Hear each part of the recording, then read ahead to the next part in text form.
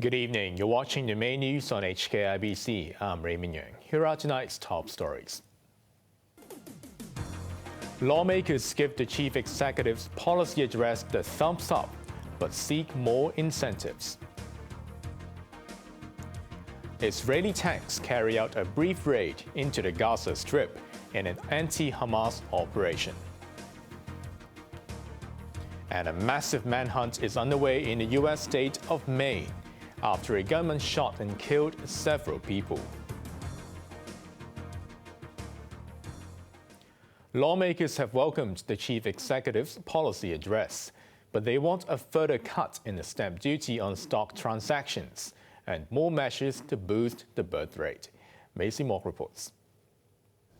A day after delivering his second policy address, Chief Executive John Lee returned to the Legislative Council to take questions from legislators.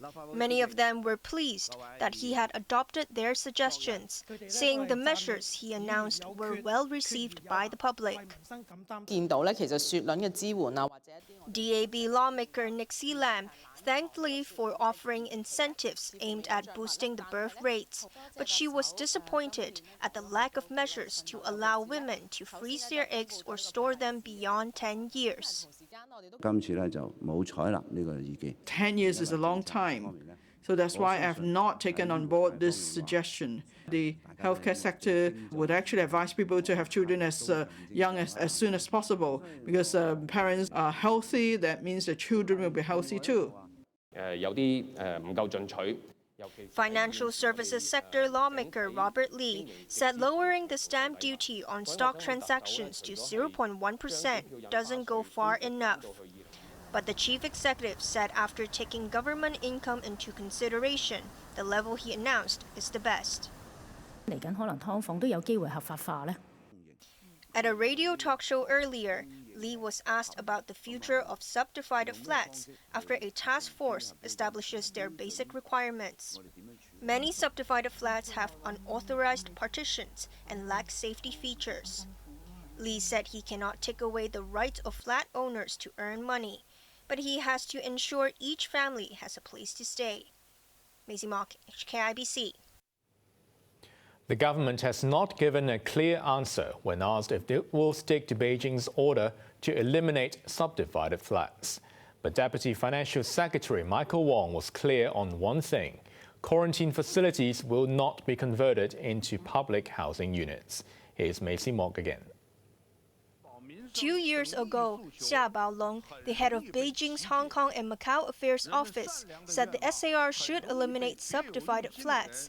Officials were asked today if this remains the goal, as there are mixed signals from the policy address, with the new task force set up to consider the standard for living conditions in subdivided flats.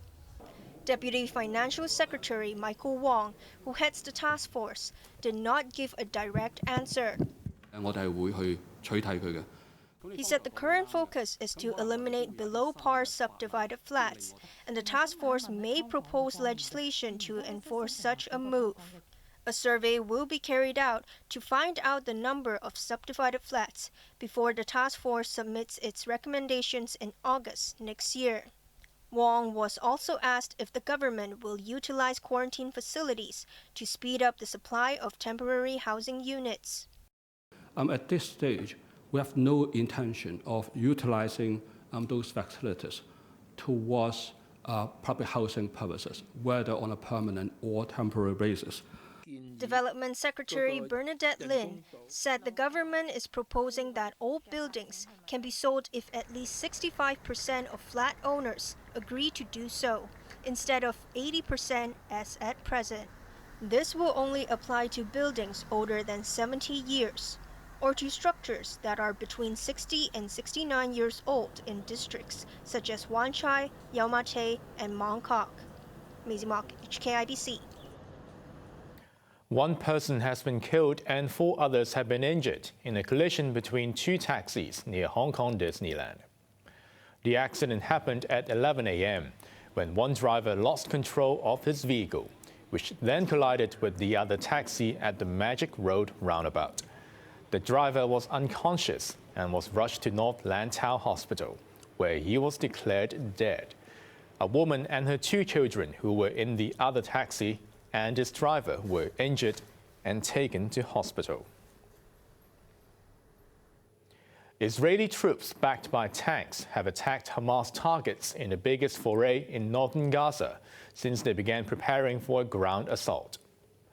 The soldiers reportedly destroyed Hamas cells and missile launch posts before returning to Israel without suffering any casualties. The raid, lasting several hours, came ahead of an expected offensive in a region largely in ruins following Israeli bombardments. Over 6,500 Palestinians have lost their lives in airstrikes, since 1,400 people were killed when Hamas attacked Israel nearly 3 weeks ago. In Washington, U.S. President Joe Biden pressed for a 2-state solution and said the aspirations of the Palestinians must be met. He also expressed concern about escalating attacks on Palestinians in the occupied West Bank. I continue to be alarmed about extremist settlers attacking Palestinians in the West Bank. That pouring gasoline on fire is what it's like. They're attacking Palestinians in places that they're entitled to be. And it has to stop. They have to be held accountable. And it has to stop now. The Qatar-based Al Jazeera network has denounced Israel after an airstrike killed the entire immediate family of its bureau chief in Gaza.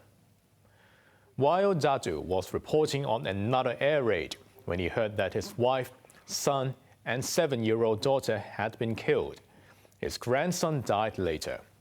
Dadu condemned what he called targeted attacks on children, women, and civilians. His family had recently moved to central Gaza on Israel's orders. Meanwhile, as the fatality toll mounts, Gaza is facing a shortage of shrouds for the dead. Many bodies have been buried in mass graves with just a number and no name because they could not be identified. Up to 20 people are feared dead in 2 mass shootings at a bowling alley and a restaurant in the northeastern United States. The suspect is a firearms instructor. He was recently admitted to a mental health facility. Even a city touted as an ideal retirement community with a low crime rate could not escape the wave of mass shootings in the United States. Residents and businesses across Lewiston in Maine were told to stay indoors and lock up after a gunman who opened fire at 2 locations remained at large. The suspect has been identified as Robert Card, a 40-year-old local resident who wielded what appeared to be an assault-style rifle as he stormed a bowling alley at around 7 p.m. local time. Just normal night of bowling, and out of nowhere he just came in and there was a loud pop. Thought it was a balloon. I had my back turned to the door. And as soon as I turned and saw it was not a balloon, he was holding a weapon, I just booked it down the lane, and I slid basically into where the pins are and climbed up in the machine and was on top of the machines for about 10 minutes until the cops got there. Shortly after, another shooting was reported at a restaurant 7 kilometers away. Card's vehicle was recovered hours later near a dock in Lisbon, about a 15-minute drive from the restaurant. That neighborhood has also been placed under lockdown as hundreds of officers hunted for the suspect. An internal police circular revealed that Card is a trained firearms instructor and a member of the U.S. Army Reserve. He was recently admitted to a mental health facility for 2 weeks, and it's not known if he's still licensed to carry a firearm. The Shenzhou 17 spacecraft has successfully hooked up with the Tiangong space station. Roughly 10 minutes after launch from Inner Mongolia this morning, the spaceship separated from a Long March 2F rocket and entered its designated orbit for a fast automated docking with Tiangong. The 3 astronauts on board the spaceship are the youngest group to go to the orbiting outpost, with the average age at just 38. They will replace the 3 Shenzhou 16 crew members who will return to Earth next week after nearly 5 months on board the Tiangong.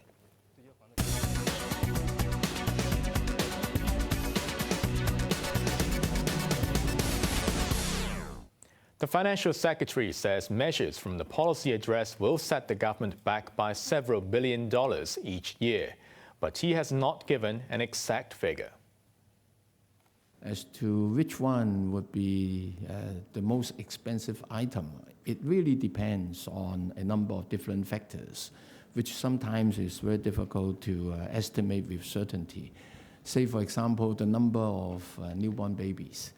But I would say if the newborn baby bonus is the most popular spending, the largest sum of money, it would be money happily spent.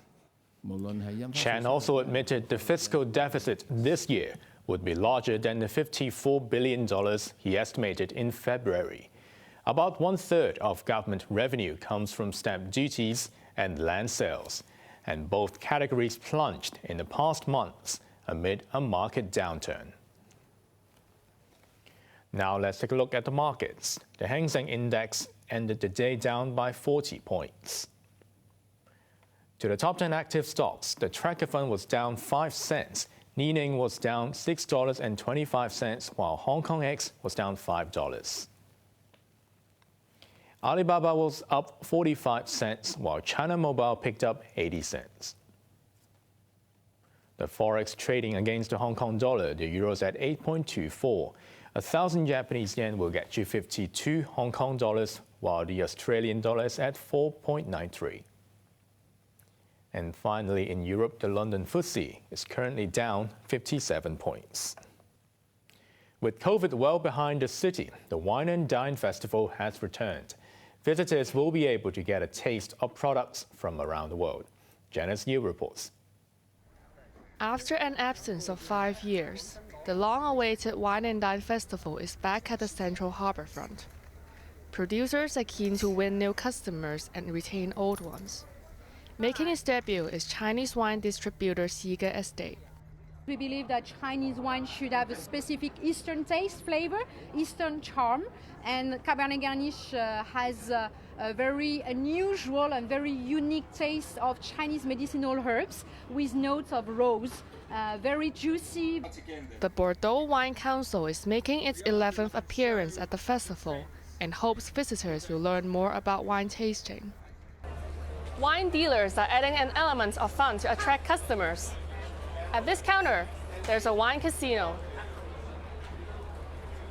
It's not all about winning, but a chance for potential clients to learn more about wine. The Bordeaux wine environment can be seen by some people as a little intimidating, and what we want to do is break down all those barriers, make it approachable. Anyone can come and enjoy and taste Bordeaux wines. The Wine and Dine Festival opened this evening and runs until Sunday. Janice Yu, HKIBC. Finally, the weather. It will be overcast with sunny intervals tomorrow. Temperatures will range between 25 and 30 degrees. Expect occasional showers over the weekend. And that's our main news for Thursday night. Join us for more news at 11. I'm Raymond Yeung. Good night.